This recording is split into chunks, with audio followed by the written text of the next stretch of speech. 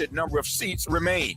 Enroll right now at TavishTalks.com. That's TavishTalks.com. Yeah, this is all good.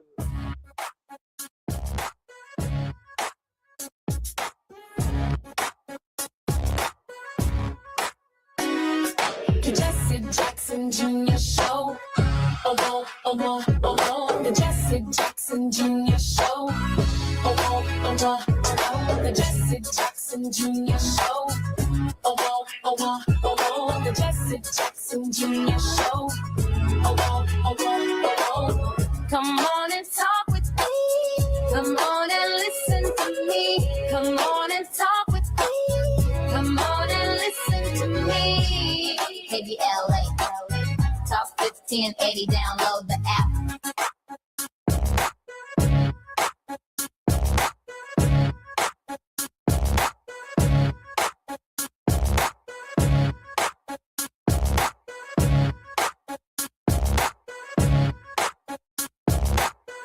Jesse Jackson Jr. Show on KBLA Talk 1580. This is the 12th day of February in 1909. Today, the NAACP was founded in New York City to fight for civil rights, social justice, and equality following the 1908 Springfield race riots. Today, February 12th, in 1865, the first Capitol speech, Reverend Henry Highland Garnett delivered a sermon on the abolition of slavery in the House of Representatives. In 1793, on February 12th, the Fugitive Slave Law, Congress enacted the first fugitive slave law, allowing slave owners to seize, apprehend, and return runaway slaves. On this day in 1907, Roberta Martin born, gospel singer and musician Roberta Martin was born, a pioneer in gospel music. And in 1934, on this day, February 12th, Bill Russell, legendary Boston Celtics center and civil rights activist, Bill Russell was born. What an amazing man Bill Russell was. A good friend of my father's, a good friend of our families, and an icon, a pillar of strength in the African-American community. It's Thought-Provoking Thursdays on the Jesse Jackson Jr. Show, and therefore, none other than our conversation with Atiba is paramount because he helps level our week and gets us through very trying times. Atiba is the former Deputy Executive Director for the National Black Caucus of State Legislators.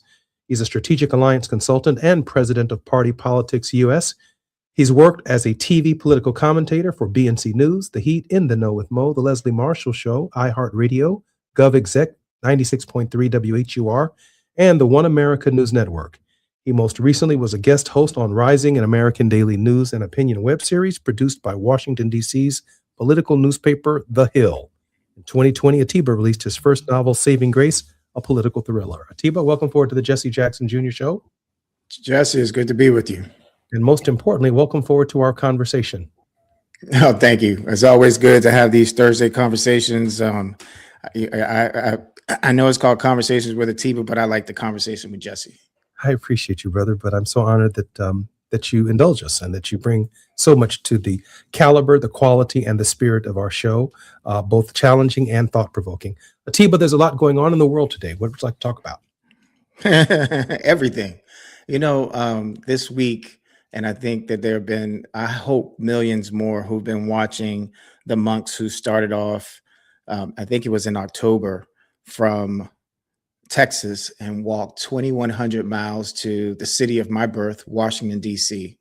And I'm telling you, it's been such an amazing thing. They spent the night at Virginia State University, my alma mater, last week, I believe.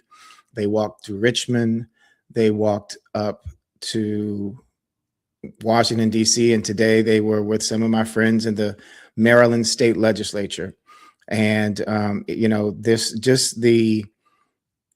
not just the walk, but the peacefulness of it, and seeing so many law enforcement, sheriffs and officers post about it, and people posting about it and handing them flowers and giving their beautiful sentiments. It was just, it was beautiful to see that when someone not only makes the effort in terms of what they did, in terms of the intentionality of it, but in terms of showing love. And the lead monk, and I'm sorry, I don't know his name, I can't call it right now, but was asked, and he said, yes, we experienced some negativity, but their response back was love, which made me, of course, think of Dr. King and the nonviolent civil rights movement, and where we are today as a nation. So when you ask me, what do I want to talk about? I want to talk about a lot of things, but above all, I would love to talk about the human aspect of where we are and how we can change the world and the condition of where we are in this country by our thoughts and by our actions and with our heart.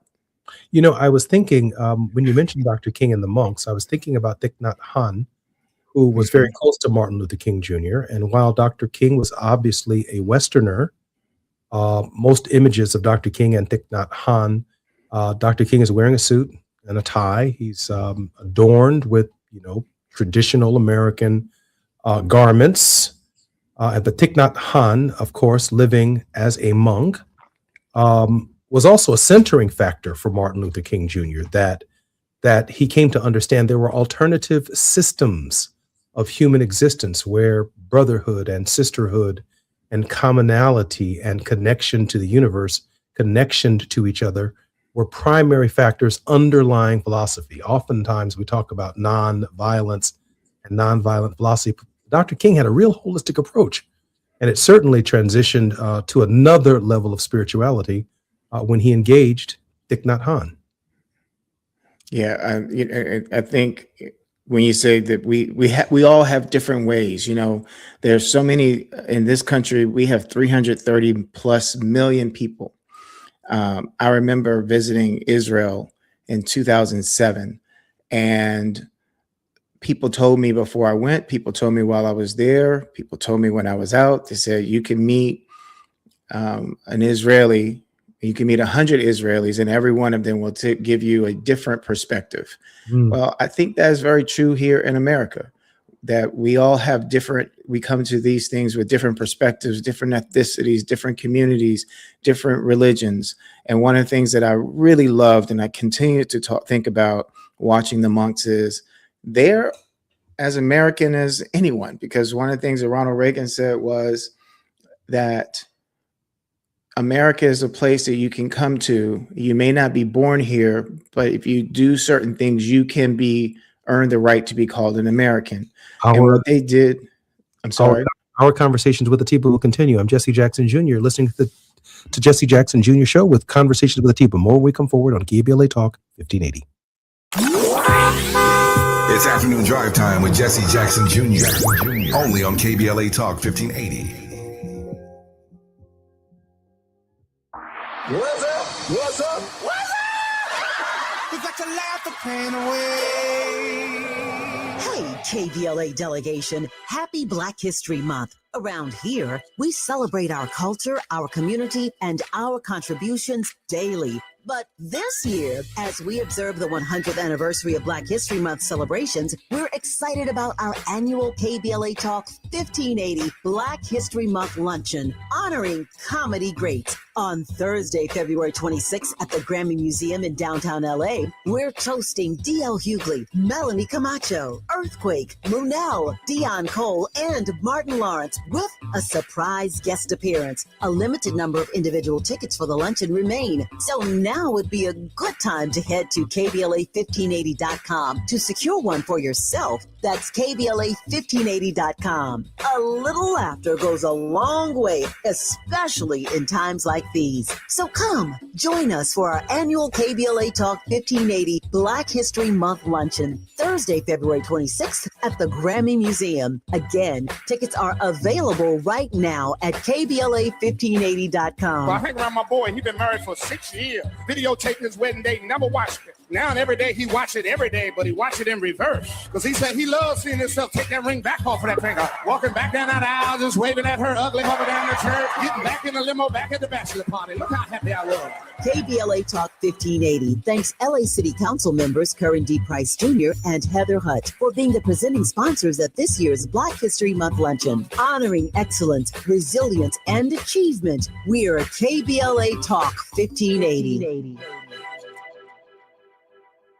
Is reviewing life insurance on your to-do list? Now's the perfect time to add it. A friend recently told me that securing life insurance sooner rather than later can help you lock in lower rates for years to come. So I bumped this up on my list and got it done. I called SelectQuote and couldn't believe how easy and affordable life insurance is. I'm 40 and got a $500,000 policy for $16 a month. My husband's also 40 and his $500,000 policy was only $18 a month. Plus, with SelectQuote's same-day coverage, there was no medical exam required, and we were covered by the time we hung up. Knowing I have this checked off my list feels amazing, but the peace of mind knowing my family is protected feels even better. Call SelectQuote at 1-800-729-7070. That's 1-800-729-7070. Or go to SelectQuote.com to get your free quote today. That's 1-800-729-7070. Details on example rate at SelectQuote.com.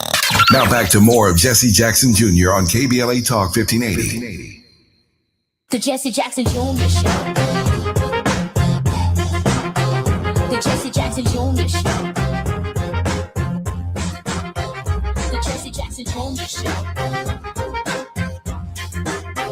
The Jesse Jackson Jr. Show. King Quality drops the beat. Come on and talk with me. Come on and listen to me. Come on and talk with me. Come on and listen to me. KBLA Talk 1580. Download the app. I'm Jesse Jackson Jr. Welcome forward to the Jesse Jackson Jr. Show on Thought Provoking Thursdays with my very good friend Atiba. The relationship between Martin Luther King Jr. and Thich Nhat Hanh was a profound spiritual brotherhood that bridged different faiths and cultures in a shared quest for global peace and justice. The beloved community, the core of their connection was this vision of the idea of a beloved community, a global society built on nonviolence, inclusiveness, and the transformation of enemies into friends. Both were members of the Fellowship of Reconciliation, an international peace organization where they likely first encountered the concept. They believed that man is not our enemy, but rather a real enemy were ignorance, hatred, and discrimination. After King's assassination in 1968, Thich Nhat Hanh made a deep vow to continue building the beloved community, a promise he fulfilled through the global Plum Village community. Tiba? You know, just in terms of carrying on and talking about global peace, I keep thinking about the fact that we are in America and we have all these things that are going on. But more so importantly, as I mentioned before about the monks, is I'm watching and I'm reading and I'm reading people's posts about how moving it was for them. I love the fact that you just read that about how he continued to carry on his work, how he had impressed upon Dr. King certain things, but I'm thinking about it from the standpoint that each of us has a responsibility. It's like often we will cheer on people, we will cheer on people that we consider to be famous who have done great things. But in us, as Dr. King said, in all of us, we have the potential to do greatness. I want to bring forward our guest. Earl Wyatt is a stand-up comedian and the author of Shadow Ball on the Hill, a historical novel set in the world of the Negro League Baseball.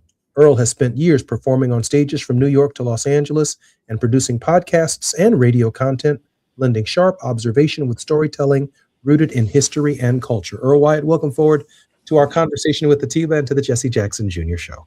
How are you two doing? So glad you're here. I'm doing well. This is a good day. Earl, I want to welcome you to the show. And Atiba, I want to thank you very much for bringing Earl with you, our very special guest today. Atiba, let me allow you to begin engaging Earl. So Earl, let me preface it with this. First off, it's been a long time since I've seen you on a microphone in the dark. Is your thing.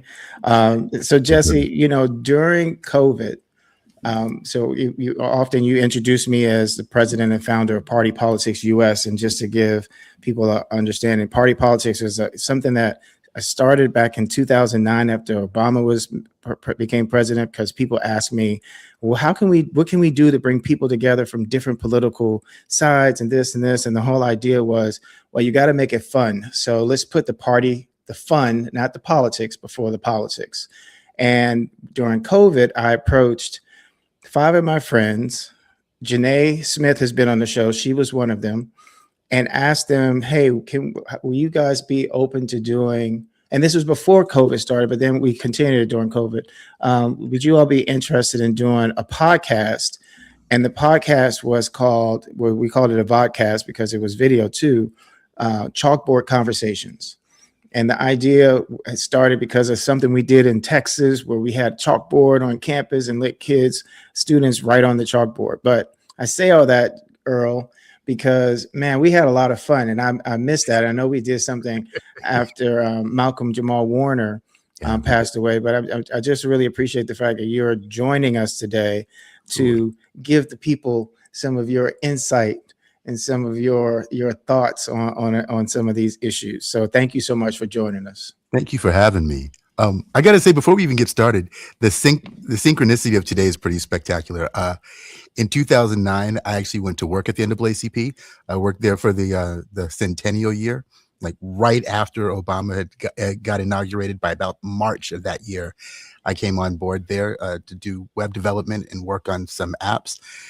And it actually, and at the 100th anniversary convention that year is when I met your father. Wow. I got to tell you, it was a surreal year for me that year, but no, it just full circle. Things never happen like that, but today was a good day. That's good. So I'm sorry. I'll go into it with this. This is what we term as Black History Month. Yes. I'm reterming it in my own world as American History Month, because if we're not American history, I don't know what is. First off, and as we're looking at the things that are going on, you wrote a book, and I would love for you to tell us a little bit about Shadow Ball on the Hill, a historical novel. Of course, that's Jesse's an author. I'm attempting to be an author, but you wrote this book, Shadow Ball on the Hill, a historical novel set in the world of Negro League baseball. What inspired you to write a book on the Negro League? I mean, I want to be very clear and say that as a novelist, I have a difficult time with focus and discipline. But as a screenwriter, I can pound something out in about 5 days if given an opportunity to. And I'd heard at the time that Apple was going to greenlight a series around Negro League baseball, and I thought that was a great idea.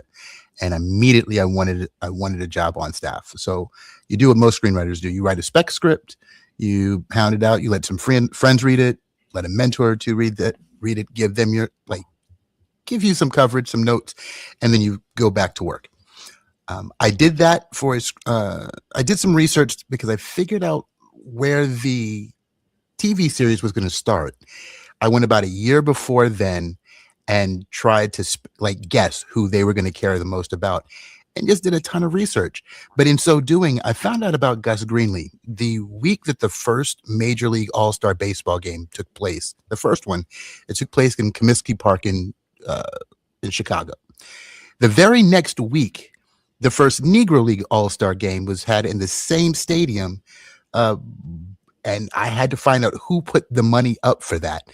And there's a guy named Gus Greenlee who's based in Pittsburgh.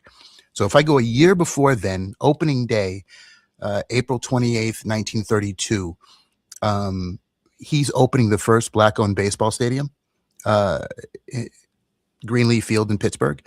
And getting to know both the area, the geography, the fact that Gus Greenlee was also a numbers runner, the fact that his number one, his consigliere was Teddy Horn, Lena Horne's father, just the culture that takes place in Pittsburgh's Hill District at that time, it was hard to not want to set a story against that backdrop. And then on top of that, I get Satchel Paige, I get Josh Gibson, I get Cool Papa Bell, I get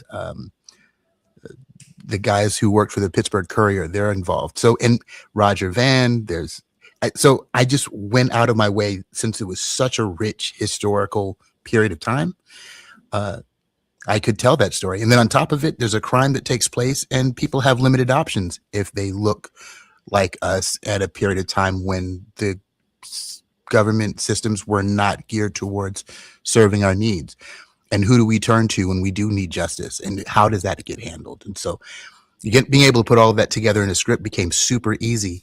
And then I got a chance to golf with one of my mentors, and in the middle of it, he gave me the greatest tip ever. He said, if they're never going to make the show, because I think the show went bye-bye at some point, if they're never going to make the show, then why don't you convert the script into a novel and see if you can sell it as merch when you do stand-up? And I thought about it. I said, okay. And what I thought was going to be a 5-minute send it through Chat GPT and get it out. No, had to do it by hand, and it took another 2.5 months. But when I did, it gave me a chance to see the same characters differently, gave me a chance to see the same era and environment differently. And I felt like it became a richer story because I had to use words and not just count on somebody to deliver it visually. So I'm happy with the product. I'm super proud of the way that the product came together. Earl, while we're on the subject of Negro Leagues, my grandfather, my father's stepfather, Charles Henry Jackson, who adopted my father in 1957, played minor league baseball as well during the Jim Crow era. And I'm wondering if you could put for our listeners Negro League baseball and the heroic efforts, the entertainment, yes, but also these were pillars of example for Black men, but also families during Jim Crow. The opportunity to entertain ourselves in our own community. You think about the Harlem Globetrotters. You think about even the contemporary movie. I think it came out in the 70s, Bingo Long and the Traveling All-Stars. We got a chance to kind of see that our people were having fun and actually making fun of Mr. Charlie, knowing full well that they were better qualified to play even in their so-called all-American sport. Yeah. I got to tell you that one of the things I find most, I will say, challenging in all of my reading of this period of time is how in every era, there's a group of Black Americans who are allowed to live above everyone else's means because of a specific talent that many of us may have. But there's a selected group that get a chance to experience it, and through their ability to travel, their ability to communicate, they tend to let the rest of us know what life is like in rooms that we're not in. And the fact that those athletes not only had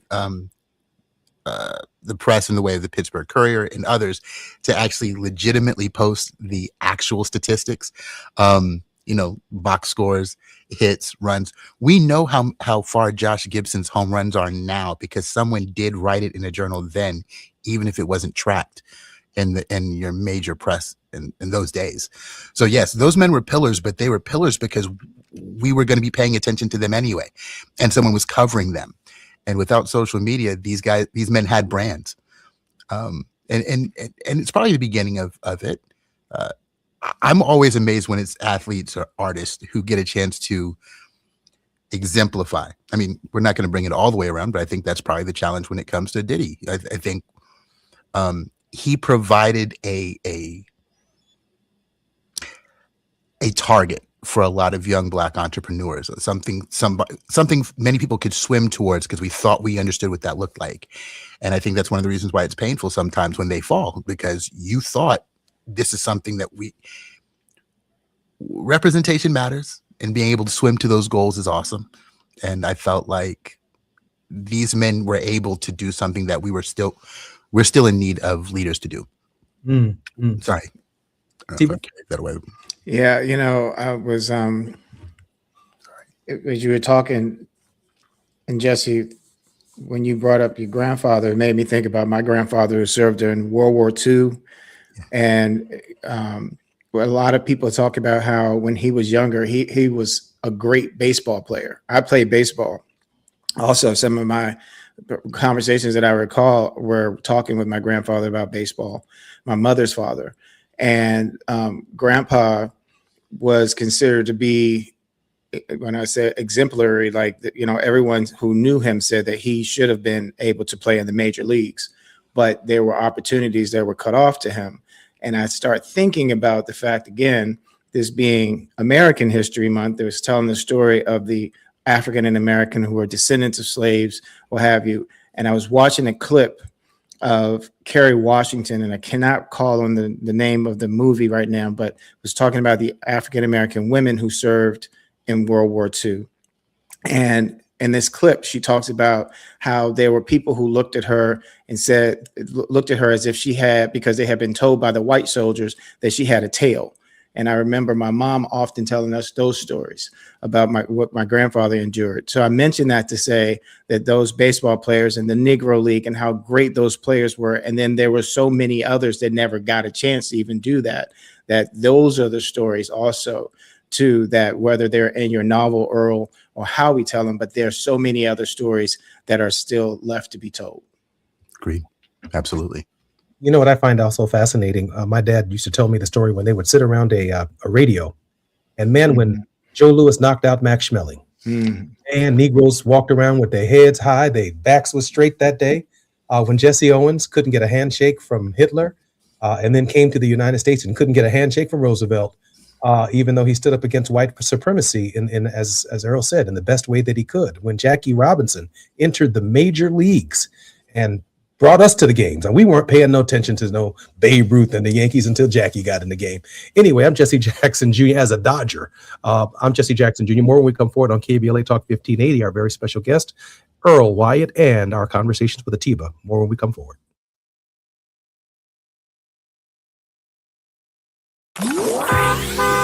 It's afternoon drive time with Jesse Jackson Jr. Only on KBLA Talk 1580.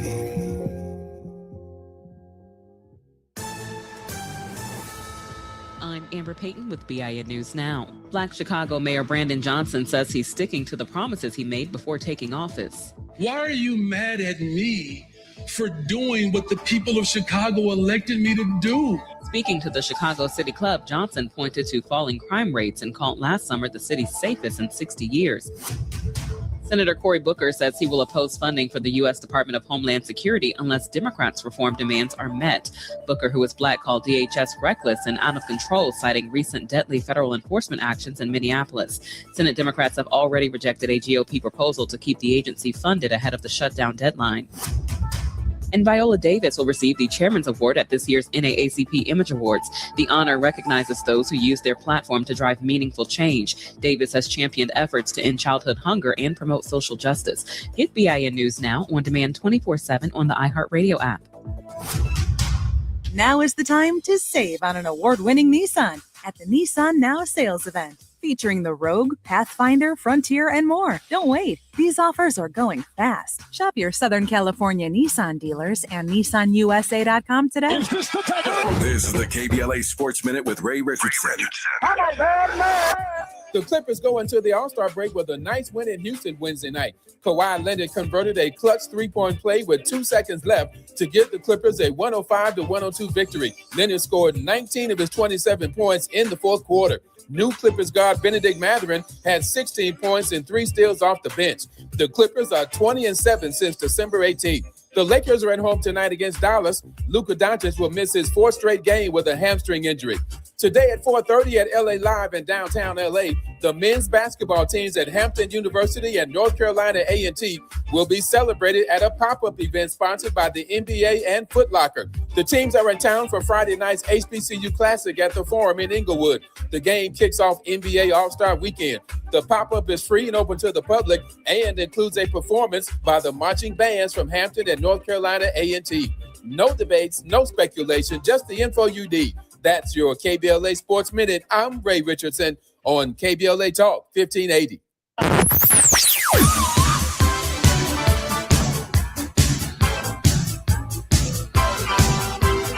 This is KBLA Talk 1580.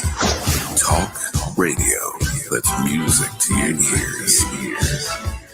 We're unapologetically progressive. KBLA Talk 1580.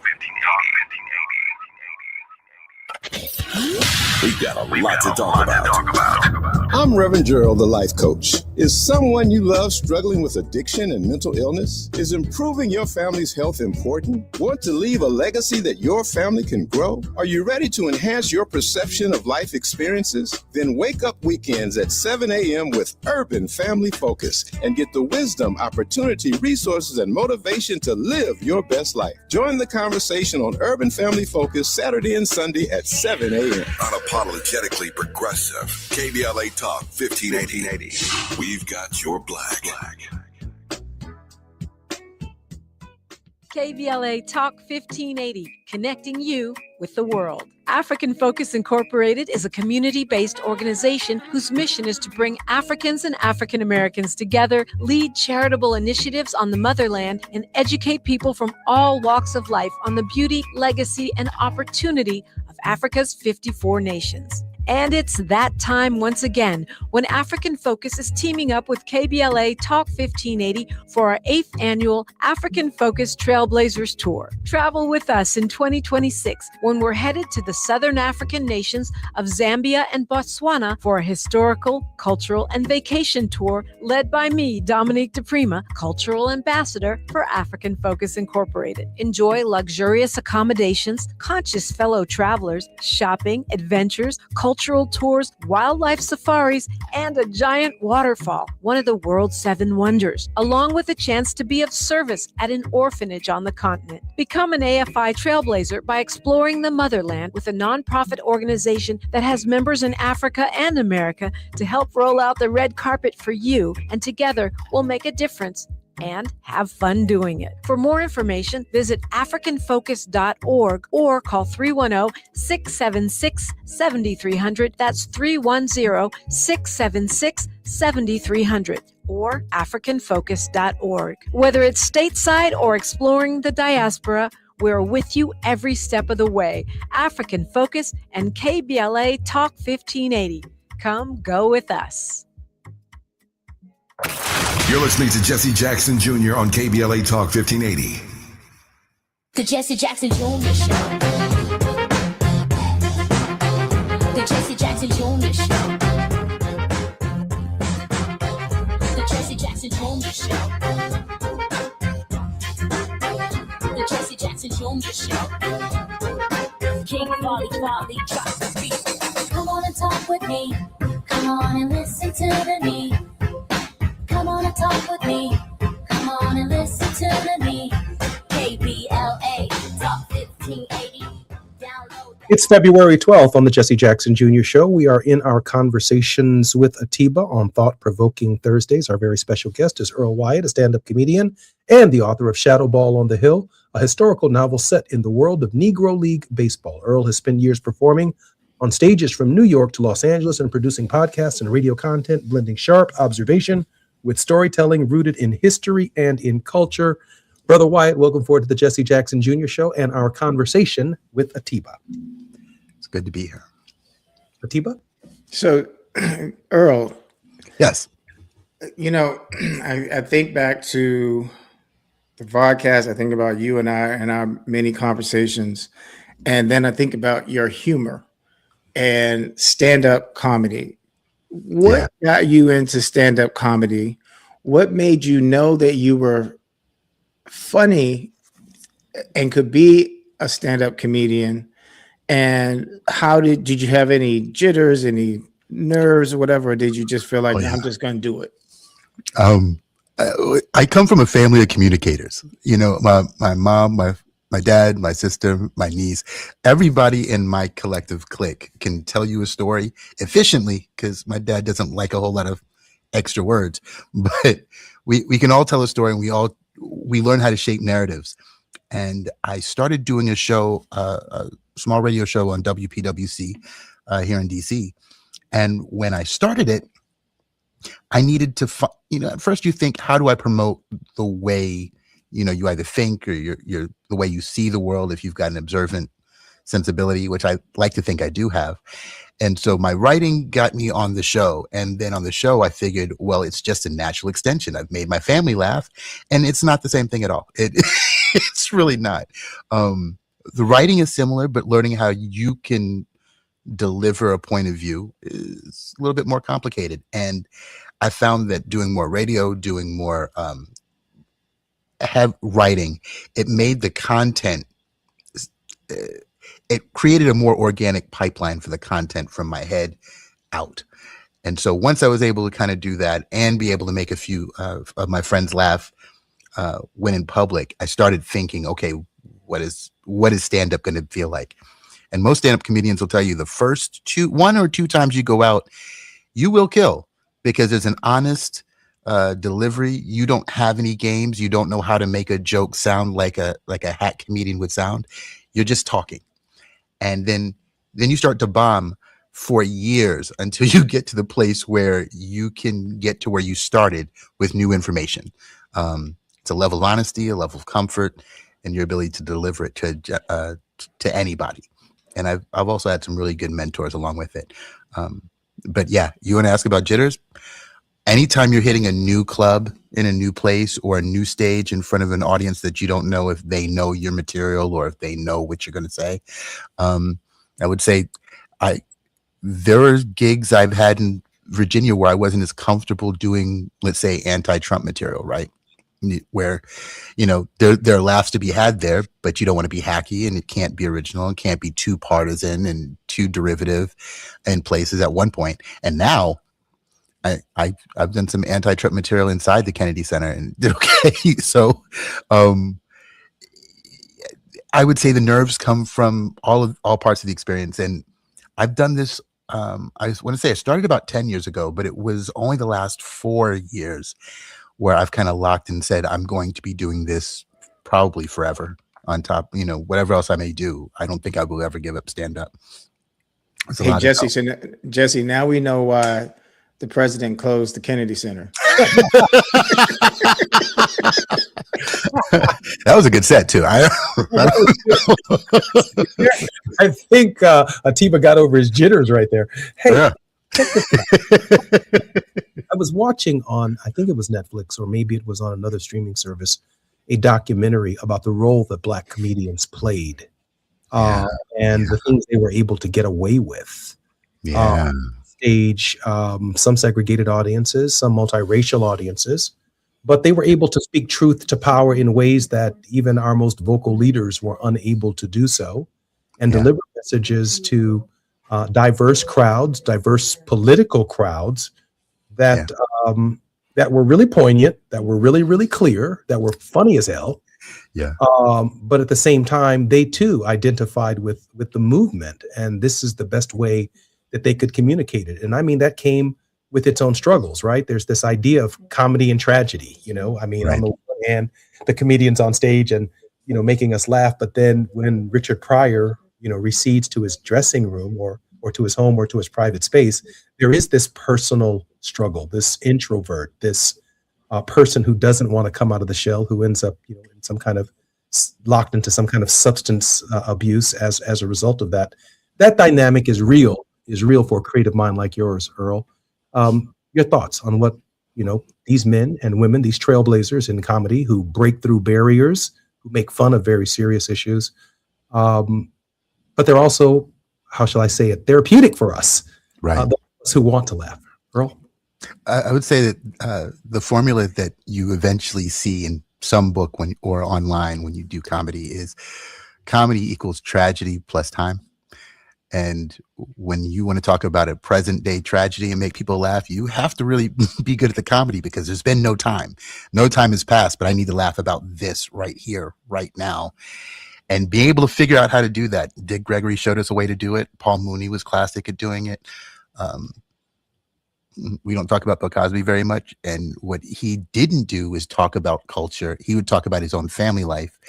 And so there's that, but you needed a Richard Pryor to be able to tell you how he saw the world outside of his home, because talking about his home wasn't always so, it wasn't always ready for the camera. There is a history, and it's interesting. When it came to Eddie Murphy, you saw the two major pillars, your Bill Cosby's and Richard Pryor's kind of merging to one guy having the throne at such a young age. And then, it would get passed to Chris Rock and Martin Lawrence and and Dave Chappelle. But what happened after that is it split again between Cat Williams and Kevin Hart. And you get Kevin Hart, who's going to talk about his family, not talk about culture at large, just talk about his family and his kids. And on the opposite side, you've got Cat Williams, who will tell you about everything else, everything. And I would say the tradition is still very much alive, but they do get a chance to speak to power because they have an honesty and they've proven an ability to resonate with people in the past. And we always give people an opportunity here.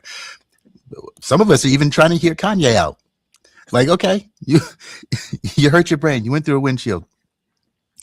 Okay, well, what else you got? I think at this point. Atiba?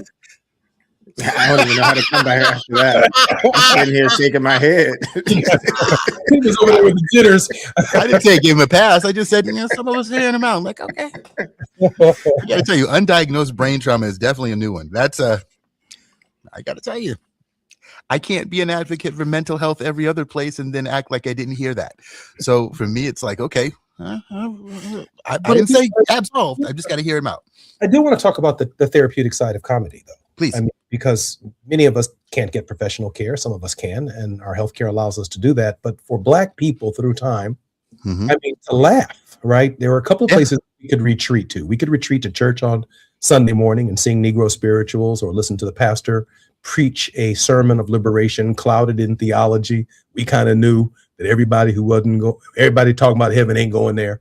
We kind of knew that, right? And, right. Slave master be sitting right there. You preaching now. Yeah, everybody talking about heaven. We talking about you, right? Facts. You're not going to heaven, partner. We are.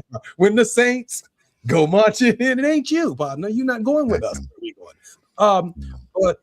But for the comedian also, I mean, even on the plantation, all the way up to the contemporary era, we hear something different than what others who are sitting in the audience are listening to, because I mean, our comedians are really artists who are telling us something and helping us in ways that we can't get professionally helped for. I would think so. It's funny. One of the things I think helps the Black experience in this country more than anything else is the realization that on some level, you're not the only one going through whatever your struggle is. You're not the first person, you're not the last person. That's actually what keeps us sane. We're talking about mental health, the reality that it might be happening to more than just me. And does that person break? Did that person not break? I think comedians help us get through those very tough moments. I'm Jesse Jackson Jr., listening to the Jesse Jackson Jr. Show on KBLA Talk 1580. This is our conversation with Atiba. We have a lot more when we come forward on the Jesse Jackson Jr. Show. More on KBLA in just a moment. While you're stuck in traffic, we can at least bring you up to speed on the news of the day. You're listening to Jesse Jackson Jr. only on KBLA Talk 1580.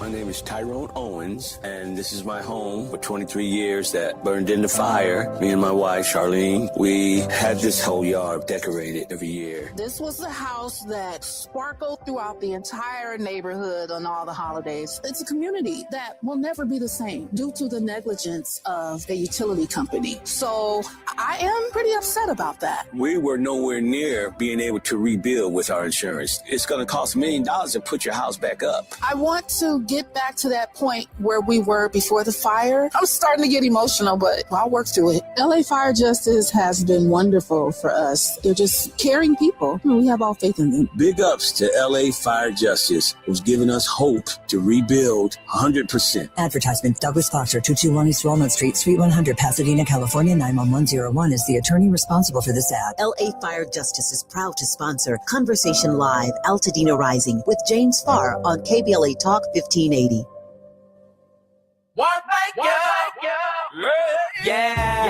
The California Crusader newspaper would like to thank all of our subscribers for their support throughout the years, proudly serving the South Los Angeles and South Bay areas for more than 40 years. The California Crusader is a multicultural, Black-owned, adjudicated newspaper that focuses on providing newsworthy information to the people in our community. We're constantly looking for ways to assist businesses in our community to connect with our subscribers. We provide low-cost, effective ways to promote your business with our reasonable and affordable advertising rates. You can participate by suggesting, sharing, and submitting your stories on the California Crusader newspaper Community Share Facebook group page, or visit our website at cal-cruise-news.com. That's calcruisenews.com. Then click on the Submit Now button located on the top right corner of the homepage, or text CCN to 42828. Again, text CCN to 42828. The California Crusader newspaper, working together to build a better community for our future. Subscribe today. KBLA Talk 1580. We've got a lot to talk about. KBLA Talk 1580, connecting you with services and solutions.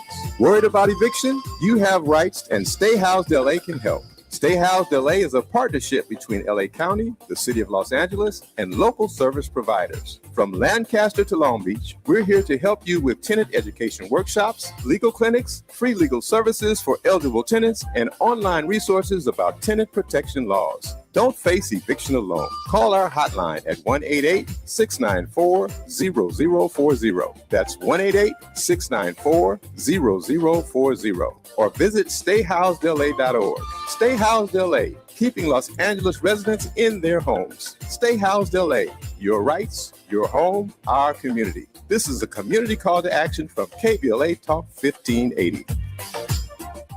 Every morning, we rise and shine, make breakfast, and brush away the night's rest. These routines help us start the day off right. Nature Made vitamins are a simple step in that daily care regimen. Multivitamins with daily essentials, clinically studied probiotics for gut health support, magnesium to help relax the body. Nature Made is made to care for you every day. These statements have not been evaluated by the Food and Drug Administration. These products are not intended to diagnose, treat, cure, or prevent any disease. Now back to more of Jesse Jackson Jr. on KBLA Talk 1580. The Jesse Jackson Jr. Show. The Jesse Jackson Jr. Show. The Jesse Jackson Jr. Show. The Jesse Jackson Jr. Show. King Wally drops the beat. Come on and talk with me. Come on and listen. I'm Jesse Jackson Jr. Welcome forward to the Jesse Jackson Jr. Show on KBLA Talk 1580.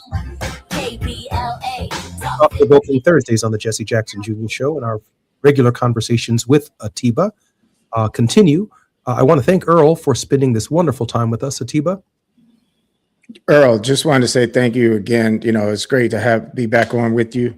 Appreciate your insight and your laughs. And usually at the end of the show, when we have a guest on, we give them a minute to give a word of hope. So before you leave us, could you give us a word of hope? I would say that if you watch this administration, when the only time they've paid any attention to us is whenever they've attempted to attack our history. I would say during the course of Black History Month, let them attack it. You go out and make some more Black history yourself. And then you keep making history. Someone else got to keep trying to find a way to subtract it. They got to get tired at some point. All right. That's my little message of hope. Just keep making more Black history this month. It's wonderful, Earl Wyatt. Thank you very much for spending time with us. Earl's a stand-up comedian and author of Shadow Ball on the Hill, a historical novel set in the world of Negro League baseball. Earl, where can we get this book? You can get it everywhere you'd buy your book. So it's Amazon, Borders, Barnes & Noble. If it's online, you can get the book as well as digitally on Kindle and Apple Books. And where else can we follow you? You can follow me on Instagram at earl.wyatt.ii. It'll be easier to find me there. You'll get the stand-up clips as well as the notifications about the book. Earl, thank you for spending time with us on the Jesse Jackson Jr. Show. So great. Thanks, Earl. Atiba, let me ask you a question, because I think Earl raised some fairly interesting points that that I think coincide with our own words of hope. Just his focus on Negro League baseball, it really did raise our heads higher. It straightened our spines. I mean, we better not go to work the next day talking about Joe Louis knocking out Max Schmeling. But everybody knew you had a smile on your face because Mr. Charlie was not feeling good about his notions of white supremacy and having lost to Joe Louis or having gotten run down by Jesse Owens or run over by Jesse Owens, or to watch Jackie Robinson excel in the major leagues and knowing full well that every Negro in the Negro leagues was probably better than some baseball player in some position in the major leagues. There's this thing that we always could have been, that our potential was always there, that as Reverend Jackson says, we have to be superior just to be equal. And these luminaries, some of whom Earl talked about in the program, really stood out as examples in the throes of tremendous oppression of what we could be, and we held on to that hope. Yeah, you know, Jesse, I've been not even wrestling with this, embracing it. That as a kid, and I know I'm sure you heard the same thing as well as millions of others, that, hey, you know, in this country, we have to be better than everyone. And then they only treat us this and that or whatever. But I think that part of where I would love to see us get back to is excellence. Because Jackie Robinson was excellent. All these other people that we talk about, they were excellent. On and off the field. On and off the field. And the thing is that we held them to a certain standard. And I believe that the reason why the system put concrete in a way around these certain things, because they know and they knew, because they studied us in the fields. They saw us in their homes. They tasted our food. They were just so trusting that they let their children suck off the nip of our grandmothers and our mothers. Because they knew we weren't just cool. We were great. So I think that part of when I think of where we are in this nation, I want us to know our greatness. I want us to go and talk to our grandmothers and our grandfathers and our mothers and our fathers, even our great-grandparents, and ask them the question, what was grandpa doing? What did you know about grandma? Just tell me a story, because that will awaken the consciousness within us. And I think that will awaken the greatness that's in us. And I long believe that God did not have us come here just to be mediocre. And so, you know, when we've gotten our chance to play in sports, we've excelled. When we've had our chance, Charles Richard Drew, for instance, in science, Lewis Lattimore, and many others, Garrett Morgan, all of them, when we got our chance, or even we didn't get a chance, we just took it. And so I think that that's where we have to get to stop waiting for somebody to let us do something, and for us to, as Earl said, make our own history. And it doesn't mean that because you don't end up on the pages of a book, that doesn't mean you're not great, because each of us has the potential to do greatness. The only thing stopping us is us. I want to hang around that word excellence as we close out this hour of the show. Excellent. When you think about Paul Robeson on stage, not only a thespian, but someone who spoke as many as a dozen languages.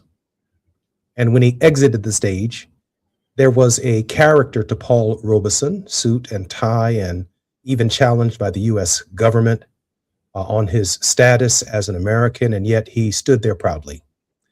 When I watch our men enter National Basketball Association coliseums, and we talk about the greatness of their athletic prowess, but then we see them walk in wearing this and wearing that, and you think about Jackie Robinson, who came to work in a suit and tie.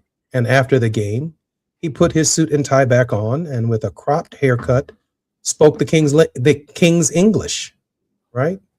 I mean, these men and women during this period saw themselves as ambassadors from our race to the broader culture and to the world.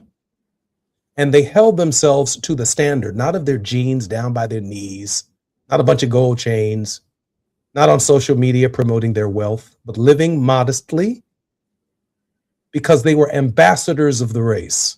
They took advantage of every media opportunity that they had to demonstrate the highest quality of excellence of who we are and who we were. That's what they did. And they were conscious of it. They paid attention to the intention, even if it weren't the spoken word.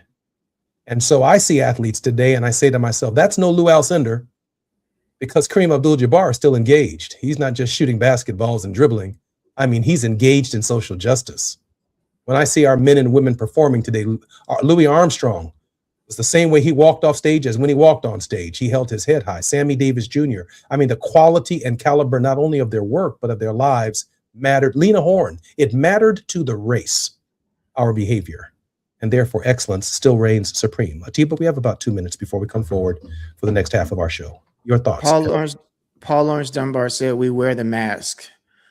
You know, it bears the grins. It hides the sadness." You know, Earl talked about, you know, in terms of comedians, and you talked about, you know, we don't know what's behind the veil. So I look at, because I sometimes I'm looking at athletes, I'm looking at celebrities, I'm looking at who the system allows to be pushed to the forefront. And I wonder, you know, well, the dress, the this, whatever, those are things that bother me. But I also recognize and think about Ralph Ellison's book, Invisible Man. And I think about often people have felt that they were invisible. And so they will do and go to extremes to be seen. And that we can together collectively all instill a certain sense of pride in one another, build one another, and remind each other that each of us, every day we step into a store, we step outside, wherever it may be, that we are all ambassadors all of the time, but that we hold a responsibility to always uplift not just our community, to uplift the whole world, as Dr. King and many others did. And how we influence and how we encourage other people is all indicative in terms of our behavior and how we talk, how we walk, and most of all, how we act. We've been in conversation with Atiba on KBLA Talk 1580. More when we come forward. I'm Jesse Jackson Jr. KBLA 1580 Santa Monica. I'm Amber Payton with BIN News Now. Black Chicago Mayor Brandon Johnson says he's sticking to the promises he made before taking office. Why are you mad at me for doing what the people of Chicago elected me to do? Speaking to the Chicago City Club, Johnson pointed to falling crime rates and called last summer the city's safest in 60 years. Senator Cory Booker says he will oppose funding for the U.S. Department of Homeland Security unless Democrats' reform demands are met. Booker, who is Black, called DHS reckless and out of control, citing recent deadly federal enforcement actions in Minneapolis. Senate Democrats have already rejected a GOP proposal to keep the agency funded ahead of the shutdown deadline. And Viola Davis will receive the Chairman's Award at this year's NAACP Image Awards. The honor recognizes those who use their platform to drive meaningful change. Davis has championed efforts to end childhood hunger and promote social justice. Get BIN News Now on demand 24/7 on the iHeartRadio app. Now is the time to save on an award-winning Nissan at the Nissan Now sales event, featuring the Rogue, Pathfinder, Frontier, and more. Don't wait. These offers are going fast. Shop your Southern California Nissan dealers and NissanUSA.com today. This is the KBLA Sports Minute with Ray Richardson. The Clippers go into the All-Star break with a nice win in Houston Wednesday night. Kawhi Leonard converted a clutch three-point play with 2 seconds left to give the Clippers a 105-102 victory. Leonard scored 19 of his 27 points in the fourth quarter. New Clippers guard Benedict Mathurin had 16 points and 3 steals off the bench. The Clippers are 20-7 since December 18th. The Lakers are at home tonight against Dallas. Luka Doncic will miss his 4th straight game with a hamstring injury. Today at 4:30 at LA Live in downtown LA, the men's basketball teams at Hampton University and North Carolina A&T will be celebrated at a pop-up event sponsored by the NBA and Foot Locker. The teams are in town for Friday night's HBCU Classic at the Forum in Inglewood. The game kicks off NBA All-Star Weekend. The pop-up is free and open to the public and includes a performance by the marching bands from Hampton and North Carolina A&T. No debates, no speculation, just the info you need. That's your KBLA Sports Minute. I'm Ray Richardson on KBLA Talk 1580. Check it out. After nearly 40 years of conversations with presidents, poets, and cultural icons, I have learned that the difference between a good conversation and an unforgettable one is not what you say, it is how you listen. Most people listen to respond. I learned to listen, to learn, and follow. When you master this, something remarkable happens. People just open up. They leave the conversation feeling truly heard, and they never forget you. Hi, I'm Tavis Smiley, and for the first time in my life, I'm teaching everything I have learned. The Art of Conversation, a 4-week masterclass for podcasters, leaders, and professionals who understand that the ability to connect is their greatest competitive advantage. Our founding cohort starts Monday, February the 16th, and only a limited number of seats remain. Enroll right now at TavisTalks.com. That's TavisTalks.com. Yeah, this is all good.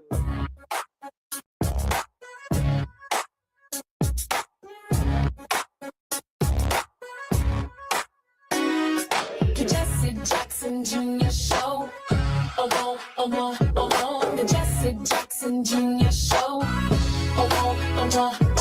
The Jesse Jackson Jr. Show. The Jesse Jackson Jr. Show. Come on and talk with me. Come on and listen to me. Come on and talk with me. Come on and listen to me. KBLA, Talk 1580, download the app. I'm Jesse Jackson Jr. It's Thought-Provoking Thursdays on the Jesse Jackson Jr. Show, and that means in our second hour, we are in the World House with Dr. Johnny Mack, a social entrepreneur and scholar practitioner with an expertise in the subject areas of peace, conflict, and social change movements. He's traveled extensively throughout the Americas, Africa, Asia, Europe, and the Middle East, working in the fields of peace, development, conflict, and nonviolent social change. Dr. Mack's seminal work, After Confrontation, Then What?, challenges the putative logic of nonviolent social change theory and practice. Particularly, he rearticulates nonviolence beyond the traditional understanding of nonviolent struggle as principally nonviolent resistance. Dr. Mack, welcome forward to the Jesse Jackson Jr. Show. Hey, Jesse, good to be here. Thank you. Johnny, I'd like to do something unusual, if you can just allow me this 2 minutes, because the monks have now arrived, as our previous guest suggested, in Washington, D.C. That's after having walked 2,100 miles from Texas, to crowds, to people cheering, to people appreciating the spirit energy that came from that. This is taken from At Home in the World, Stories from a Monk's Life by Thich Nhat Hanh, on page 72 and 73. They call you Bodhisattva, Thich Nhat Hanh's friendship with Martin Luther King. This is what Thich writes, and it's about 2 minutes. I first wrote to Dr. King on June 1st, 1965, explaining to him why some of us in Vietnam had emulated ourselves in protest against the war. I explained that it was not an act of suicide or of despair. There are times when we have no other way than to burn ourselves in order to be heard, in order to get the message across. The people of Vietnam did not want the war, but there was no way for this voice to be heard. The warring parties controlled all the radio, the television, and the newspapers. To burn ourselves like that was not an act of violence, it was an act of compassion, an act of peace. The suffering of the monk who burns himself to convey a message of love and compassion is of the same nature as the act of Jesus Christ dying on the cross, dying with no hate, no anger, only compassion, leaving behind a compassionate call for peace, for brotherhood. A year later, on June 1st, 1966, I met Reverend Martin Luther King Jr. in person for the first time in Chicago. From that moment, I knew I was in the presence of a holy person. Not just his good work, but his very being was a source of great inspiration for me. When those who represent a spiritual tradition embody the essence of their tradition, just the way they walk, sit, and smile speaks volumes about the tradition. Martin Luther King Jr. was young at the time, and I was. We both belonged to the Fellowship of Reconciliation, an organization working to help groups in conflict find peaceful resolution. We had tea together in his room, and then we went down for a press conference. In the press conference, Dr. King spoke out for the first time against the Vietnam War. That was the day we combined our efforts to work for peace in Vietnam and to fight for civil rights in the U.S. We agreed that the true enemy of man is not man. Our enemy is not outside of us. Our true enemy is the anger, hatred, and discrimination that is found in the hearts of minds of man. We have to identify the real enemy and seek nonviolent ways to remove it. I told the press that his activities for civil rights and human rights were perfectly in accord with our efforts in Vietnam to stop the war. Just 2 more paragraphs. In May 1967, 1 year later, I met Dr. King again in Geneva at a conference called Pacem in Terris, Peace on Earth. organized by the World Council of Churches. Dr. King was staying on the 11th floor. I was on the 4th floor. He invited me up for breakfast, and on my way, I was detained by the press, so I arrived late. He kept the breakfast warm for me, and I had waited for me, and I greeted him, Dr. King, Dr. King, Dr. Hahn, he replied. When we were able to continue our discussion on peace, freedom, and community, and what kinds of steps America could take to end the war, and we agreed that without a community, we cannot go very far. Without happy, harmonious community, we will not be able to realize our dream. I said to him, Martin, do you know something? In Vietnam, they call you Bodhisattva, an enlightened being trying to awaken other living beings and help them move toward more compassion and understanding. I'm glad I had the chance to tell him that because just a few months later, he was assassinated in Memphis. I was in New York when I heard the news of his assassination. I was devastated. I could not eat. I could not sleep. I made a deep vow to continue building what he called the beloved community, not only for myself, but for him also. I have done what I promised to Martin Luther King Jr., and I think I have always felt his support. I'm struck by that in this moment, as these monks have gotten our national attention, having walked 2,100 miles, some without shoes on their feet, for the last several months to get our undivided attention as Americans. Johnny, in some way, Dr. King is also talking about and living a simple life, and he's encouraging us to consider that as an option as well. Yeah. Jesse, I hadn't read that in years. When you listen to Thich Nhat Hanh and you think about Dr. King's own writing, and I reflect on the conversation that you just had with Earl and Atiba, with Earl Wyatt and Atiba, one wonders what is the world producing today in terms of the type of leadership, the type of commitment that ordinary citizens of the world, the world itself produces. These are really giants. As we look back, we understand how significant their contribution is to human development, how they gave of themselves. Jesse, I like to use the term, how they donated themselves to social change and human development. And I'm struck, as you, by the clarity in their voice, their ability to assess where they were then and reflect on how we seek to define and understand where we are today. Johnny, I'm Jesse Jackson Jr., listening to the Jesse Jackson Jr. Show. We're going to go deep into the spiritual nature of what movement and resistance really looks like when we engage our entire being in such an effort. I'm Jesse Jackson Jr. on KBLA Talk 1580. More when we come forward with Johnny Mack.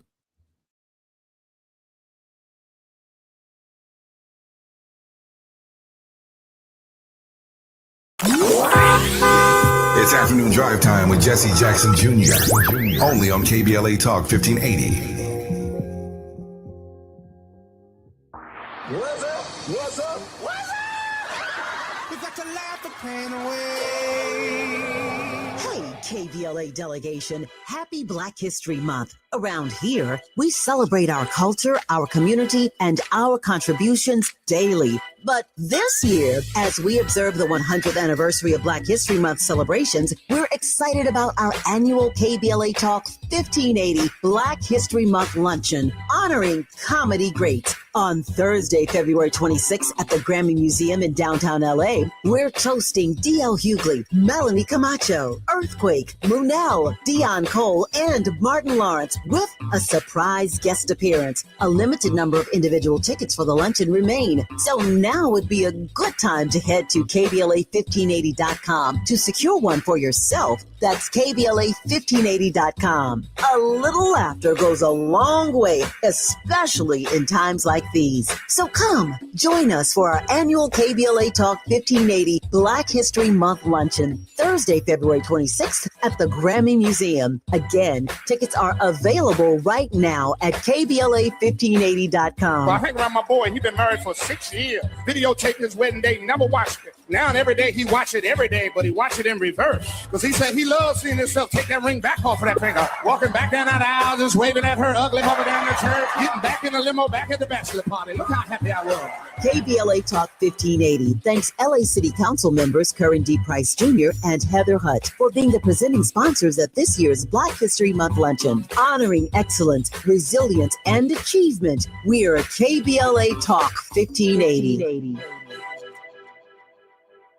Is reviewing life insurance on your to-do list? Now's the perfect time to add it. A friend recently told me that securing life insurance sooner rather than later can help you lock in lower rates for years to come. So I bumped this up on my list and got it done. I called SelectQuote and couldn't believe how easy and affordable life insurance is. I'm 40 and got a $500,000 policy for $16 a month. My husband's also 40 and his $500,000 policy was only $18 a month. Plus, with SelectQuote's same-day coverage, there was no medical exam required, and we were covered by the time we hung up. Knowing I have this checked off my list feels amazing, but the peace of mind knowing my family is protected feels even better. Call SelectQuote at 1-800-729-7070. That's 1-800-729-7070. Or go to SelectQuote.com to get your free quote today. That's 1-800-729-7070. Details on example rate at SelectQuote.com. Now back to more of Jesse Jackson Jr. on KBLA Talk 1580. The Jesse Jackson Jr. Show.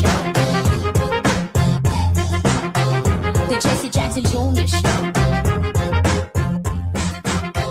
The Jesse Jackson Jr. Show. The Jesse Jackson Jr. Show.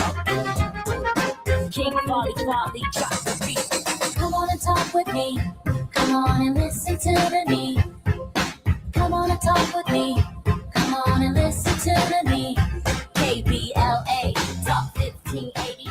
Download the app. I'm Jesse Jackson Jr. Welcome forward to Thought Provoking Thursdays and the World House with Dr. Johnny Mack. Dr. Mack's research includes extensive study of Dr. Martin Luther King Jr.'s logic of nonviolence and the U.S. Civil Rights Movement. He explicates Dr. King's logic of nonviolence using King's call to restructure the social edifice, and particularly its triple evils of poverty, racism, and militarism, with a revolution of values that is effected through peaceable power. I'm honored that he grants us this very special time every Thursday. Dr. Mack, welcome forward. Good to be here, Jesse. Thank you so much. Johnny, Lord knows I did not want to interrupt your reflection just before the break, but I got to pay the sponsors. We got to pay the bills. Please continue your thinking, and then I do have a few questions for you. No, I appreciate it, Jesse. Yes, I was, as you say, just reflecting on the reading, as I had not read it in quite some time. And I was reflecting on that type of leadership. But it raises the question, as I picked up from your comments in the last segment, what leadership looks like today, who we are looking to today. And we tend to view leadership in the context of celebrity. Mm. And I also gleaned that from your comments in comparing, for example, the athletes of that erstwhile time in the mid-20th century, the Kareem Abdul-Jabbar, Sue Hassan-Dor. Mm. The many boxers, the Olympic athletes, Jesse Owens, and so many more, Jesse. But each of those were ordinary citizens who somehow rose to the occasion, and they represented an example, Jesse.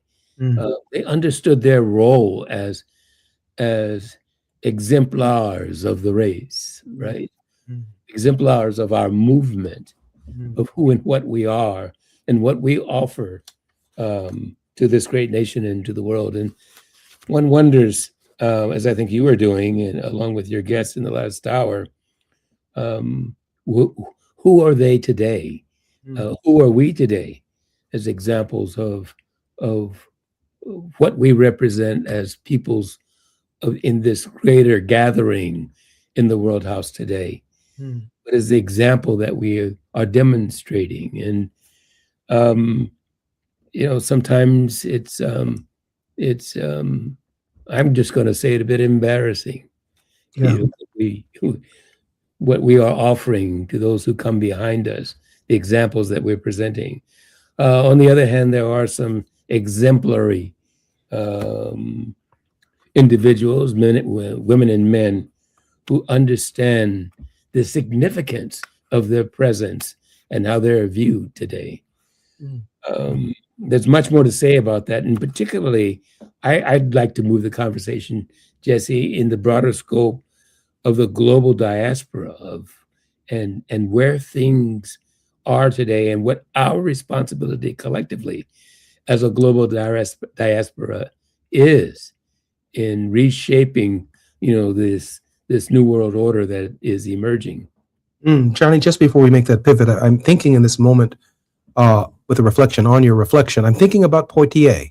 I'm thinking about Belafonte. I'm thinking about Leontine Price. I'm thinking about those entertainers who showed up at the March on Washington, risking their lives, their credibility, their careers to stand for justice. And the excellence, Atiba said, that they demonstrated not only in social protest, but on film. Call me Mr. Tibbs. I mean, these guys stood there with dignity in the face of a systemic oppression, right? Yeah. And I'm thinking also about our Native American brothers and sisters who referred to, the Great Spirit, Great Spirit. And when I hear the reverence in Thich Nhat Hanh's reflection on Martin Luther King Jr., that he felt that he was in the presence of a holy person. And then I bring that all the way up to Johnny Mack's interpretation of something he had read years ago, but is now reflecting upon. And that is, who today, beyond being politically correct or saying all the right stuff or leading the opposition in our own country and around the world, who do we see as a holy person? Who do we see as a great spirit that is exemplar of the Great Spirit, and have even given consideration to it, because it's on the stage, but it's also off the stage. It is, in this moment, I think and reflect upon my own shortcomings, because I've not been able to bridge the difference oftentimes between the public and the private. It's hard, right? But King was pulling us somewhere. And I'm going to conclude by saying this. In the final statement, if you will, and I'm going to get this wrong, the speech that he gave the night before, he said, I may not get there with you, but he's seen the promised land. I would like to live a long life, but the point of my life is not longevity. It's the quality of the life that I've lived. Dr. King is heading in a space that the traditional ministry and the politicians weren't headed. He became, in death, the Great Spirit. He's the Great Spirit. He's as holy as Thich Nhat Hanh said he was when he met him. And that means that Dr. King paid some attention to intention through all of his actions, his thoughts, and his deed. Johnny Mack? Paid attention to intention. That's I'm writing that one down, Jesse. Johnny, I think I borrowed it from you. So listen, in time, over time, for all time. Yeah, now not yet, right? And so, in that time, in his time, the world was truly a different place. How we thought about ourselves in the world was quite different. I think studies show that how people, particularly in the Western world, and perhaps a particular segment of the Western world, views religion quite differently, in all religions, by the way, quite differently than it was viewed in the mid-20th century. Some might say we were more holy then, we certainly were more religious than we, the collective of our humanity in the Western world. And so, people have a lot less confidence in faith and in the holiness of those who reflect a power greater than we are. That uncaused cause, the immovable mover, whatever term you want to give, our creator, if you believe in such a thing, and the goodness that comes from a power greater than we. And King and Thich Nhat Hanh exemplified that in ways that I think you're implying we don't see today. I wish, Jesse, I had the answer. Who is that person or those persons? I think, Jesse, though, that we can find them. They certainly exist. And I think they exist more collectively in our world today than we might understand them to be individually identifiable. That is, we must come together as a collective consciousness. Rather than looking to the one, we must look to us all to reflect that kind of moral integrity and judgment that creates the kind of social gathering, a world where we can live in justice and peace. And so that's one of the problems. Don't let me talk too long, Jesse, but that's one of the problems. We're looking for the next king. I'm often asked as I travel around the globe, who is the next king? And why don't we have a Martin Luther King in our experience, in our world? And when in fact, as king was just an ordinary citizen of the world who rose to the occasion when it called him, each of us can do the same. Johnny, I want to offer a soft pushback, but not too more complicated than you said, that the leader we're looking for is ourselves, that we're looking within ourselves to make this transformation, to make this complete exodus from who we were to who we will be as a free people. And I reflect on the 250th anniversary, if you will, of the Declaration of Independence on July 4th, 1776. Whether we want to accept it or not, our system produced Donald Trump. Mm-hmm. Our system, from K through 12, all the way through our lived experiences and history, produced Stephen Miller. Mm-hmm. Mm-hmm. It produced Steve Bannon. It produces the movements that manifest themselves in our politics.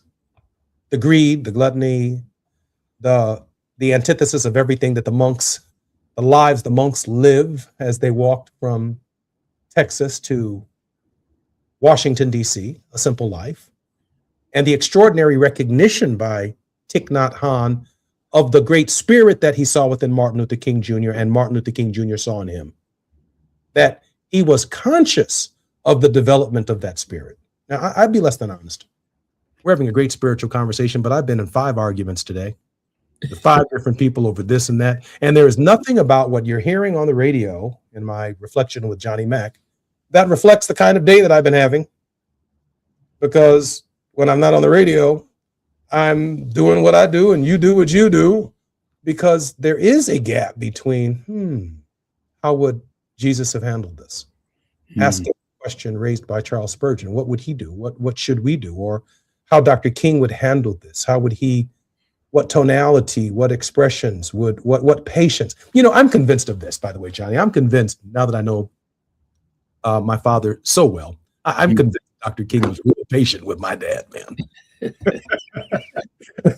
He was real patient with him because of this conversation. I know that he was I know Ambassador Andrew Young, love him to death. He was patient with him. He was patient with Ralph Abernathy. He was patient with Joe Lowry. He was patient with John Lewis. So all of these forces that are luminaries in our consciousness, he was real patient with Stokely Carmichael. Don't forget Hosea. Yeah. Don't bring a tear to my eye of laughter, right? He was patient, and it did make him a compelling spirit. Yes. And All of us can be CEOs. All of us can be the head of something. But that doesn't make you, just because you're the head of it, doesn't make you the great spirit of the company. It doesn't make you the great spirit of the church. You may be the pastor, but that don't make you the great spirit. She may be sitting right over here on the front row with her hat on, having been there through about 10 pastors, and she's the great spirit of the church. And she sees you coming and going. You know, the great spirit of my father's own organization might have been the late Reverend Willie Taplin Barrow and the late Lucille Conway Lohman. I mean, they were, if you will, you know, the great spirit. And that's not to take anything away from my own father.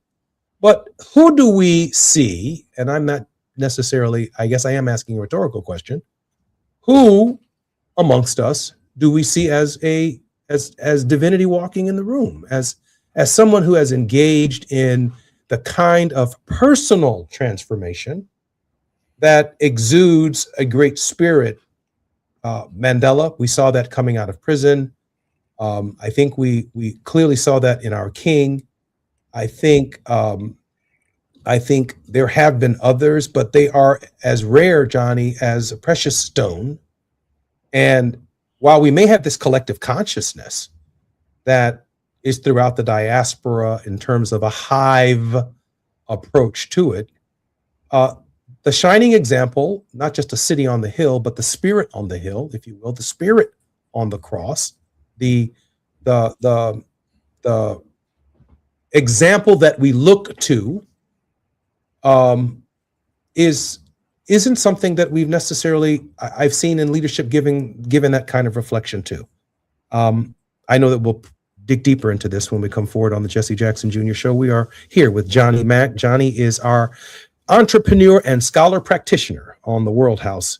There's none better in terms of the great spirit energy than Johnny Mack. More when we come forward on KBLA Talk 1580. I'm Jesse Jackson Jr. It's afternoon drive time with Jesse Jackson Jr. Only on KBLA Talk 1580.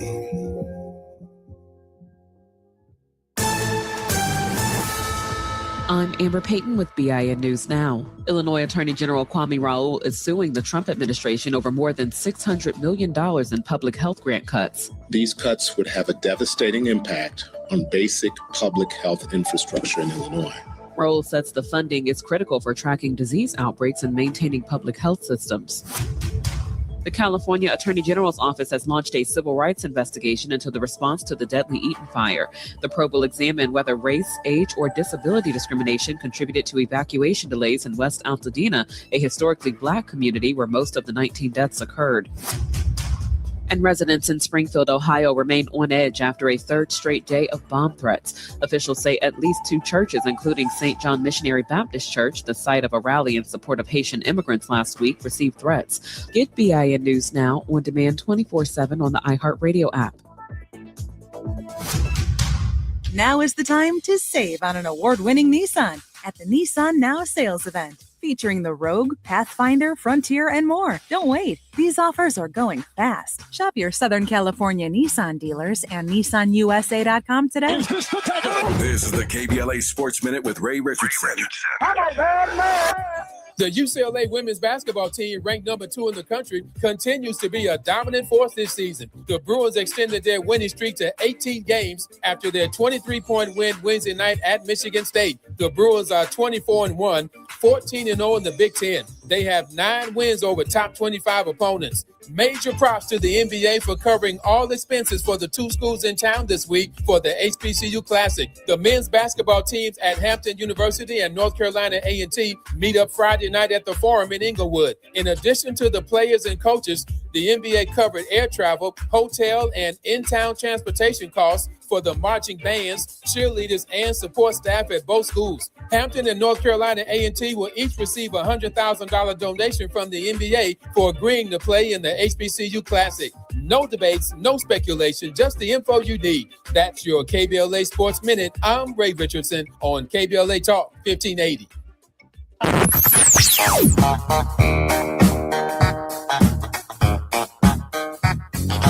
This is KBLA Talk 1580. Talk radio. That's music to your ears. We're unapologetically progressive. KBLA Talk 1580. I love a day on the water with friends, but my moderate to severe plaque psoriasis sometimes holds me back. Now I'm all in with clearer skin thanks to Skyrizi. Risankizumab Riza, a prescription-only 150 milligram injection for adults who are candidates for systemic or phototherapy. Teaching music is my passion, but my active psoriatic arthritis can limit me at times. Now I'm treating my joint symptoms with Skyrizi. With Skyrizi, most people with plaque psoriasis saw 90% clearer skin at 4 months. Or if you are an adult with active psoriatic arthritis, Skyrizi helps you move with less joint pain, stiffness, swelling, and fatigue. Don't use if allergic to Skyrizi. Serious allergic reactions, increased infections, or lower ability to fight them may occur. Before treatment, get checked for infections and tuberculosis. Tell your doctor about any flu-like symptoms or vaccines. There's nothing like clearer skin. There's nothing like better movement, and that means everything. Ask your doctor about Skyrizi. Visit Skyrizi.com or call 1-866-SKY-RIZI to learn more. We've got a lot to talk about. Hi, I'm Zoe Williams, aka the Voice of Reason, encouraging you to join me weekdays from 7 to 9 p.m. for the world's most intriguing relationship radio roundtable. Every night, I facilitate and encourage our loyal listeners to participate in the most engaging relationship discussions you'll hear anywhere. So make it a point to rendezvous with me, Zoe Williams, the Voice of Reason, Monday through Friday, 7 to 9 p.m. Pacific Standard Time. Trust me, your relationships will never be the same. The VOR is on fire tonight. Unapologetically progressive. KBLA Talk 1580. We've got your black.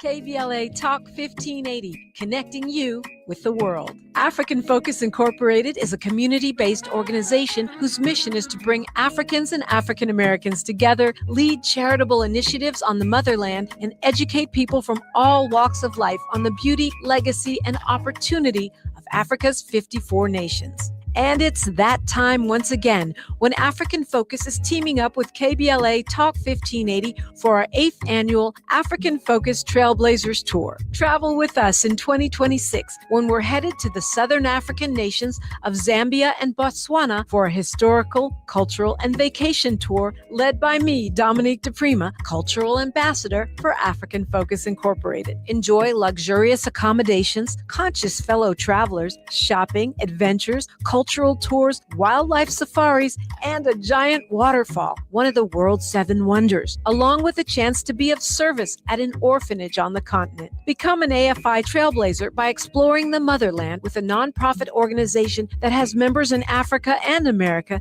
to help roll out the red carpet for you, and together we'll make a difference and have fun doing it. For more information, visit africanfocus.org or call 310-676-7300. That's 310-676-7300 or africanfocus.org. Whether it's stateside or exploring the diaspora, we're with you every step of the way. African Focus and KBLA Talk 1580.